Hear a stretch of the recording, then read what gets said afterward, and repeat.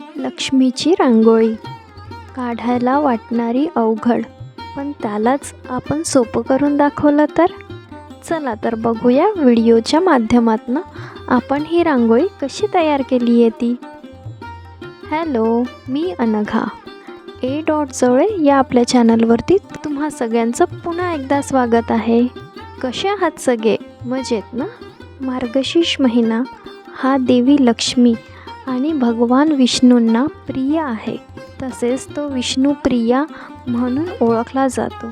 या महिन्यात देवी लक्ष्मीची कृपा मिळवण्यासाठी गुरुवारचे विशेष व्रत केले जातात, ज्यामुळे सुख, समृद्धी आणि ऐश्वर्य प्राप्त होते.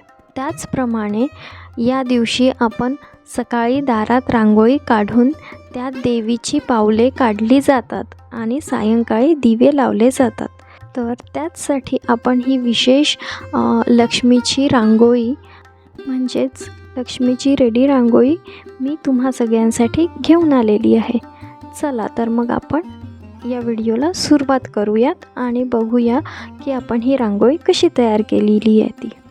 तर या इथे मी आधीच ही लक्ष्मीची प्रिंट काढून घेतली आणि त्यानंतर आपण नेहमीप्रमाणे आपली OHP शीट घेतलेली आहे आणि ही 175 मायक्रॉन्सची आहे. तर आपली OHP शीट हलू नये म्हणून मी इथे मास्किंग टेप लावून घेतलेला आहे. आणि मी तुम्हाला मागच्या व्हिडिओमध्ये माझ्या सांगितलं होतं की आपल्याला मार्करचा यूजसुद्धा आपण करू शकतो किंवा नाही केला तरी चालेल. तर त्यात इथे मी मार्करचा यूज केला होता आणि आज तुम्हाला मी इथे मार्करचा यूज न करता डायरेक्ट आपल्याला ग्लू लावून रांगोळी घालत जायची आहे. तर या पद्धतीने सुद्धा तुम्ही करू शकता. तर मी ग्लूचं प्रमाण कसं घेतलेलं आहे तर 60-40च्या रेशोमध्ये ग्लूचं प्रमाण घेतलेलं आहे मी. म्हणजेच 60% फेविक्रिलचं फॅब्रिक ग्लू घेतलेलं आहे आणि 40% पाणी घेतलेलं आहे आणि त्याला छान मिक्स करून या इथे मी तो ग्लू वापरलेला आहे. तर या पद्धतीने आपल्याला ग्लू लावून घ्यायचं आहे आणि त्यावरती आपल्याला हवी तशी रांगोळी घालायची आहे. म्हणजे आपल्याला हवे ते रंग आपण या इथे घालू शकतो. तुम्हाला कमळाचा पिंक कलर हवा असेल किंवा दुसऱ्या रंगाचा कमळ हवा असेल तरी तुम्ही इथे आपल्या चॉईसनुसार कलर चेंज करू शकता. तर या पद्धतीने आपण रांगोळी घातल्यावर त्यावरती OHP शीट किंवा एखादा न्यूजपेपर ठेवला तरी चालेल आणि त्याला छान प्रेस करून घ्या. म्हणजे आपली रांगोळी ग्लूला चांगली चिपकून जाईल आणि त्यानंतर तिला झटकून नीट काढा आणि नंतर आपली पूर्ण रांगोळी याच पद्धतीने आपल्याला हीच प्रोसेस फॉलो करून करायची आहे. तर पार्ट बाय पार्ट आपल्याला ग्लू लावून कलर टाकत म्हणजे रांगोळी टाकत जायची आहे. तर मी खालनं सुरुवात केलेली आहे. तर या इथे आपल्याला जसं आपण रांगोळी घालतो त्या पद्धतीने आपल्याला ती झटकायची आहे. जर आपण हिला सरळ झटकलं तर ती रांगोळी आपली खाली कमळावर येईल. त्यामुळे आपल्याला या पद्धतीने ती उलटी झटकायची आहे आणि असं पार्ट बाय पार्ट आपल्याला पुढे जाऊन आपल्याला रांगोळी कंप्लीट करत जायची आहे. तर या इथे तुम्ही बघू शकता की मी कसं ग्लू लावती आहे. पार्ट बाय पार्ट खालून वर असं ग्लू लावती आहे मी. जर तुम्हाला वरून खाली लावायचं असेल तर तुम्ही तसंसुद्धा करू शकता. आणि या पद्धतीने आपलं रांगोळीचं कलर कॉम्बिनेशन तुम्ही ठरवू शकता. तुम्हाला कुठल्या रंगाची साडी हवी आहे आणि कुठल्या रंगाचं ब्लाऊज हवं आहे ते, आणि त्या पद्धतीने तुम्ही तुमचं कलर कॉम्बिनेशन ठरवून रांगोळी तयार करू शकता. तर या इथे माझ्याकडे स्किन कलर नसल्यामुळे मी स्किन कलर घरीच बनवती आहे. तर तुम्ही इथे बघू शकता मी आज इथे पांढरा रंग घेतला आहे आणि त्यामध्ये थोडा ऑरेंज आणि थोडा पिवळा आणि थोडा पिंक अगदी थोडा चिमूटभर असा मी मिक्स केलेला आहे. तुम्हाला पाहिजे तसा रंग तुम्ही मिक्स करू शकता. म्हणजे तुम्हाला जर डार्क हवा असेल किंवा थोडा लाईट किंवा थोडा पिवळसर असा रंग हवा असेल तर तुम्ही तो प्रमाण थोडं कमी जास्ती करू शकता. तर या पद्धतीने आपल्याला स्किन कलर सगळ्यात शेवटी ठेवायचा आहे, कारण तो लाईट असणार आहे.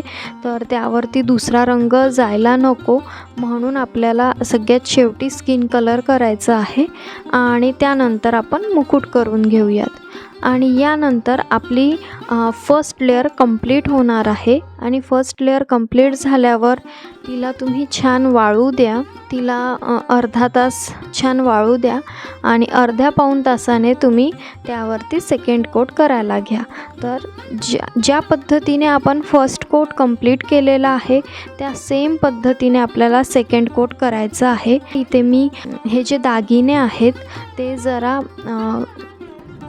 सोन्यासारखे दिसावे म्हणून मी पिवळ्यामध्ये हलका लाल आणि ऑरेंजमध्ये मी हलका लाल आणि पिवळा असा मिक्स करून दागिन्यांना मी कलर दिलेला आहे. आणि त्यावरती तुम्हाला पाहिजे तर तुम्ही म्हणजे बॉल चेन वगैरेचा यूज करू शकता. आणि त्याला किंवा जर तुमच्याकडे बॉल चेन नसेल तर तुम्ही हा रंग जो केलेला आहे त्यावरती रेड कलरनी किंवा हलक्या ब्राऊन कलरनी तुम्ही त्यावरती छोटी डिझाईन केली तरी ती खूप सुंदर दिसेल.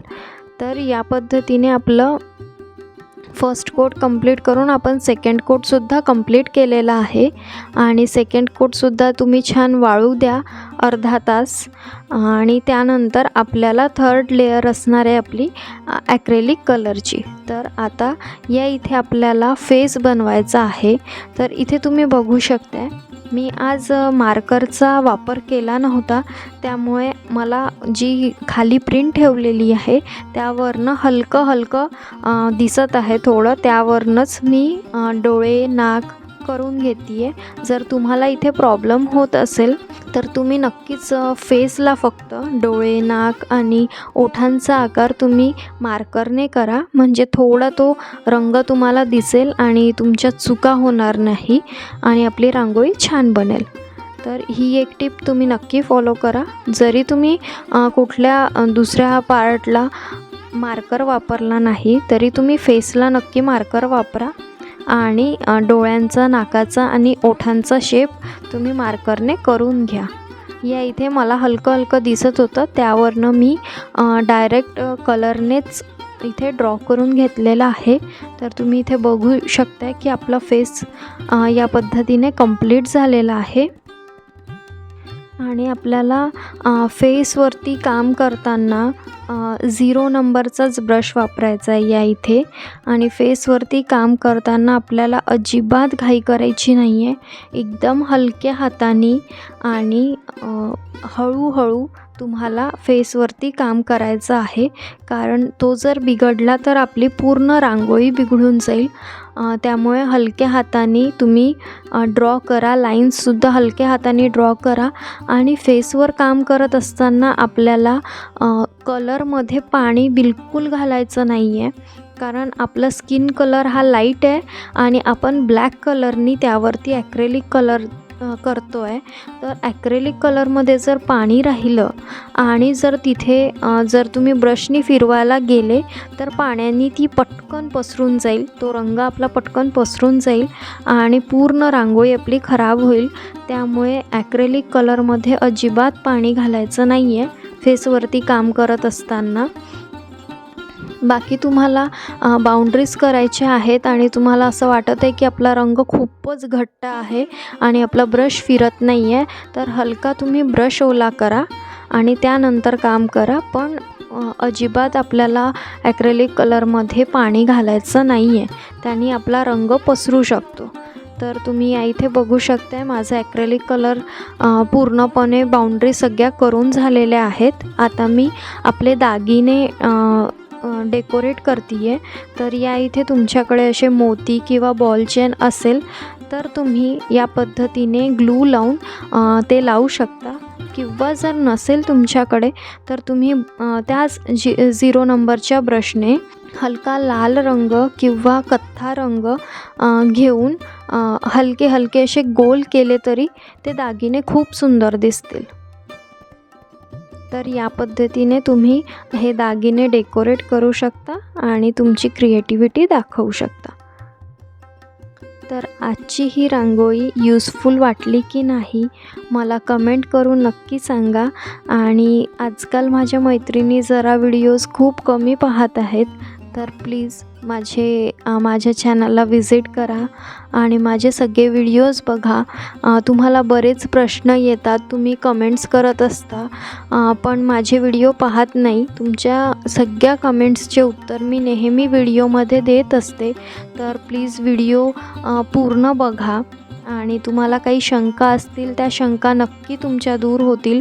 माझे सगळे व्हिडिओज बघा, मी तुमचे कमेंट्स वाचत असते नेहमी आणि त्याचप्रमाणे तुम्हाला या इथे दुसरी रांगोळी करत असताना ते प्रश्न घेऊनच मी ते प्रश्न सॉल्व करायचा प्रयत्न करत असते आणि तुम्हाला काही त्रास नको व्हायला म्हणून मी छोट्या छोट्या टिप्स देत असते.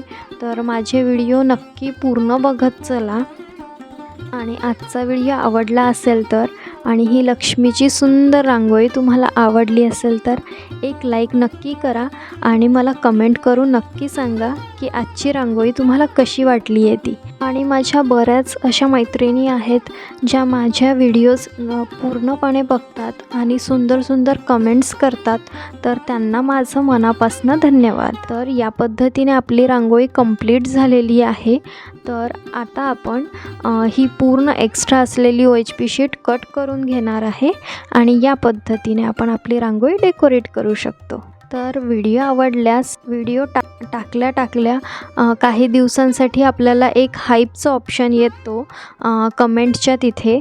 तर प्लीज माझ्या या व्हिडिओला हाईप करायलासुद्धा विसरू नका. आणि अजून माझा चॅनल तुम्ही सबस्क्राईब केला नसेल तर माझ्या चॅनलला सबस्क्राईब करा आणि आपल्या यूट्यूबची फॅमिली व्हा. आणि तुम्ही इथे माझ्या चॅनलवरती नक्कीच वेगवेगळ्या डिझाईन्स आणि वेगवेगळ्या रांगोळ्या आणि छोटे छोटे टिप्स ट्रिक्स या मी सांगत असते. तर तुम्हाला फायदा होईल आणि तुम्हाला सबस्क्राईब करायला फ्रीच आहे, त्यामुळे सबस्क्राईब करा. आणि चला भेटूया आपल्या नेक्स्ट व्हिडिओमध्ये. तोपर्यंत माझे व्हिडिओज पाहत राहा आणि माझे व्हिडिओज आवडत असतील तर तुमच्या फॅमिली मेंबर्समध्ये आणि फ्रेंड्समध्ये शेअर करायला विसरू नका. चला तर भेटूया आपल्या नेक्स्ट व्हिडिओमध्ये. तोपर्यंत बाय बाय. आणि नेक्स्ट व्हिडिओ कुठला पाहायला आवडेल हे सुद्धा कमेंट बॉक्समध्ये मला नक्की सांगा. बाय.